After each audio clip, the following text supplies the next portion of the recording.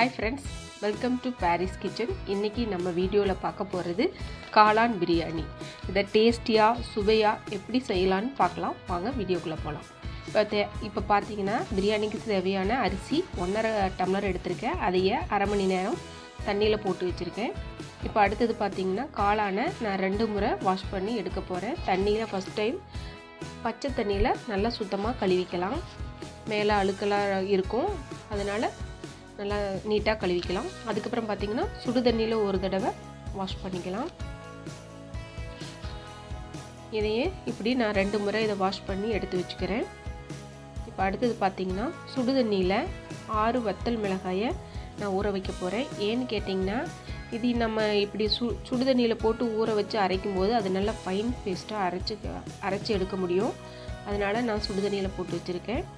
இப்போ 6 வரமிளகாய், அதுக்கு கூடவே பார்த்திங்கன்னா 4 துண்டு இஞ்சி, 7 பல்லு பூண்டு, கொஞ்சோண்டு புதினா இலை. இது ஏன் புதினா இலையை அரைக்கிறேன்னு பார்த்தீங்கன்னா நல்ல ஃப்ளேவர் மனம் கிடைக்கும் நமக்கு. அதுக்காக நான் புதினா இலையை அரைச்சி சேர்த்துக்க போகிறேன். இப்போ நல்லா ஃபைன் பேஸ்ட்டாக அரைச்சி எடுத்துகிட்டு வந்தாச்சு ஃப்ரெண்ட்ஸ். இப்போ நம்ம பிரியாணி செய்கிறதுக்கு தேவையான குக்கரை நம்ம அடுப்பில் வச்சுக்கலாம். இப்போ கொஞ்சம் நமக்கு தேவையான அளவு எண்ணெய் விட்டுக்கலாம். 1/4 கப்பு எண்ணெய் விட்டுக்கிட்டேன். கூடவே 2 ஸ்பூன் நெய் சேர்த்துக்கிட்டேன். எண்ணெய் கொஞ்சம் சூடாகட்டும். சூடானதுக்கப்புறமா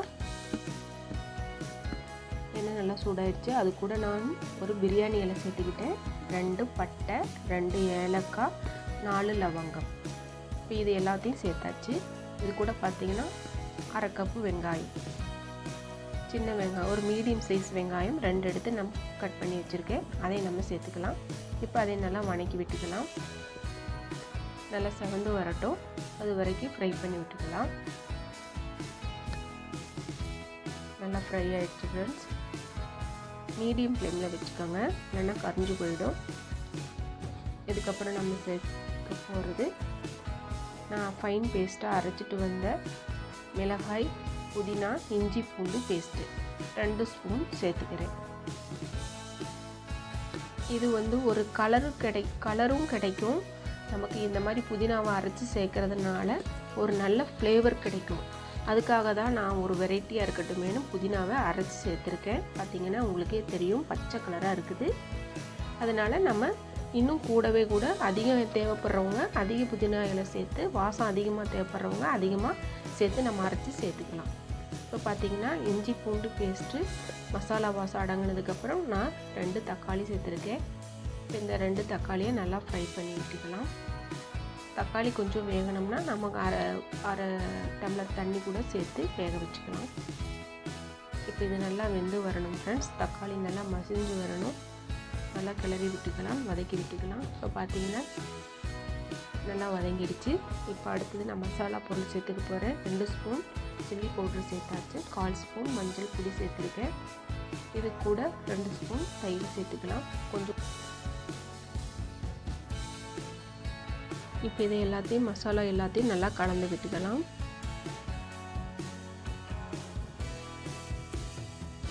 தக்காளியெல்லாம் நல்லா வெந்து வந்துருச்சு. மசாலா வாசலெல்லாம் போயாச்சு.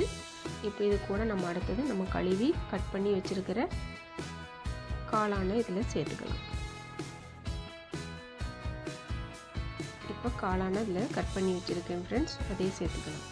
இது கூட இந்த மசாலாவுக்கு தேவையான உப்பை சேர்த்துக்கலாம். இப்போ இது எல்லாத்தையும் நல்லா மசாலாவில் கலந்து விட்டுக்கலாம். இப்போ பார்த்திங்கன்னா நல்லா இந்த கலந்து விடும்போதே இதோட ஃப்ளேவரோட வாசம் செமையாக இருக்குது ஃப்ரெண்ட்ஸ். நல்லா கம வாசனையோடு இருக்குது. அடுத்தது இதில் பார்த்திங்கன்னா பொடியாக கட் பண்ணி வச்சுருக்கிற மல்லி இலைகளை சேர்த்துக்கலாம். கூடவே கொஞ்சம் புதினா இலையும் சேர்த்துக்கிறேன்.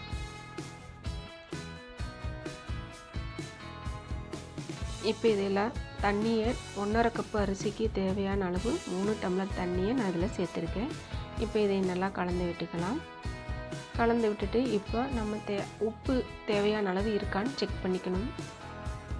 கம்மியாக இருந்தால் போட்டுக்கலாம், அதிகமாக இருந்தால் தேவையில்லை. இப்போ பார்த்திங்கன்னா நல்லா கலந்து விட்டாச்சு. இப்போ மூடி வச்சு நம்ம தண்ணி கொதிக்கிற வரைக்கும் வெயிட் பண்ணலாம். தண்ணி நல்லா கொதிச்சிருச்சு ஃப்ரெண்ட்ஸ். இப்போ நாம் அரிசியை சேர்த்துக்கலாம். அரை மணி நேரம் ஊற வச்ச அரிசியை நான் இதில் சேர்த்துக்கிறேன்.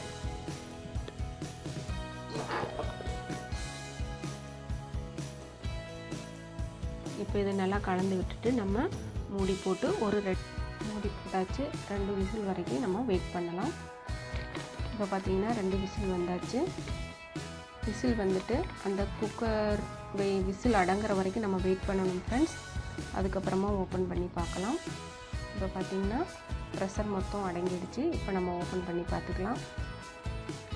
நமக்கு டேஸ்டியான சுவையான காளான் பிரியாணி ரெடி ஆகிடுச்சு. இதை பார்த்திங்கன்னா லஞ்சுக்கும் டின்னருக்கும் நம்ம ஈஸியாக செய்யக்கூடிய ரெசிபி.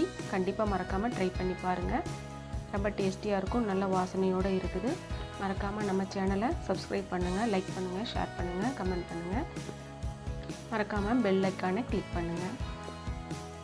இப்போ பார்த்திங்கன்னா நம்ம டிஷ்ஷு ரெடி ஆகிடுச்சு ஃப்ரெண்ட்ஸ். நீங்களும் மறக்காமல் வீட்டில் ட்ரை பண்ணி பாருங்கள்.